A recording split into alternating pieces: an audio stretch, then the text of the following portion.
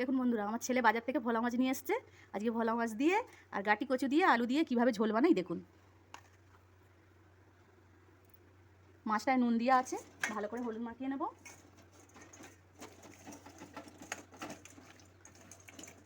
হলুদ মাখানো হয়ে গেছে, কড়াতে তেল দিয়ে দিচ্ছি, সর্ষের তেল।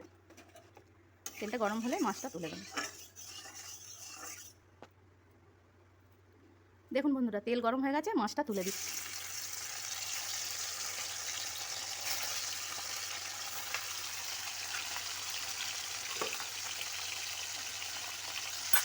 দেখুন বন্ধুরা, ভোলা মাছটা এইভাবে ভাজা হয়ে গেছে, রেখে দিচ্ছি। দিয়ে এই কড়াতেই আলু আর কচুগুলো ভেজে নিচ্ছি।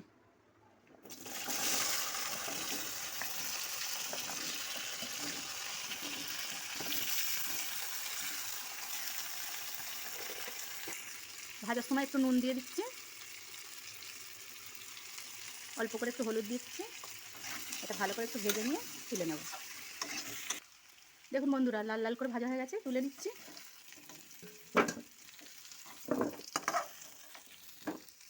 এরকম ভেজে নিয়েছি।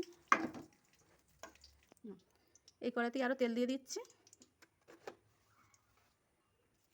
দিয়ে এবার মশলাটা কষে নেব।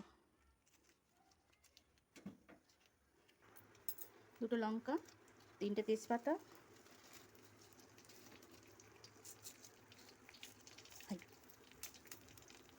একটু 5 ফোড়ন,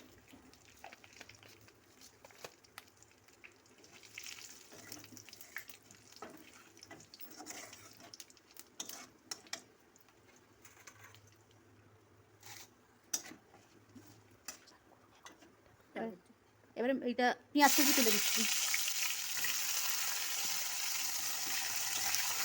পেঁয়াজটা একটু লাল লাল করে ভাজা হলে, দেখুন বন্ধুরা, পেঁয়াজটা লাল লাল করে ভাজা হয়ে গেছে। এতে রসুন তুলে দিচ্ছি, রসুন বাটা। এটা আদা ধনে জিরে বাটা আছে, তুলে দিলাম।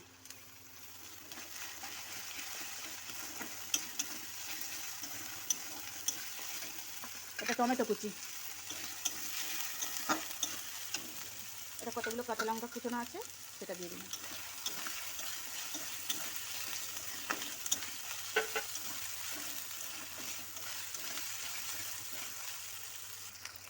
নুন দিয়ে দিচ্ছি, 1 চামচের হলুদ গুঁড়ো,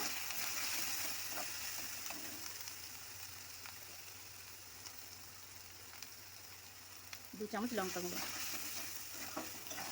দিয়ে ভালো করে মশলাটা কষিয়ে নেব। তেল ছেড়ে গেলে আলুটা তুলে দেবো, আলু আর কচু তুলে দেবো। দেখুন বন্ধুরা, মশলাটা একটু তেল তেল ছেড়ে গেছে। এই কচু আলু ভাজা আছে, ওটা তুলে দিচ্ছি।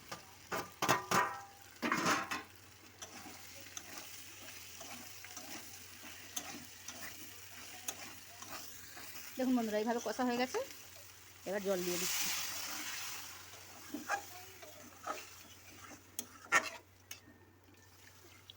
এই এতটার মতন জল দিয়েছি।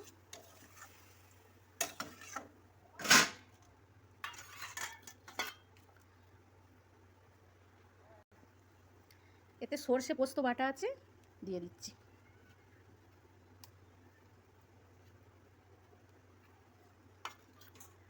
ধনে পাতা কুচি আছে, দিয়ে দিই।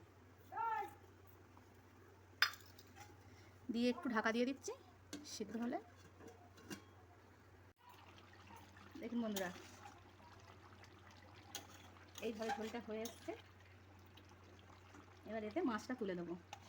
ভোলা মাছটা একটু ছোট, এটা একটু বড় সাইজ হলে আরও ভালো টেস্টি হবে।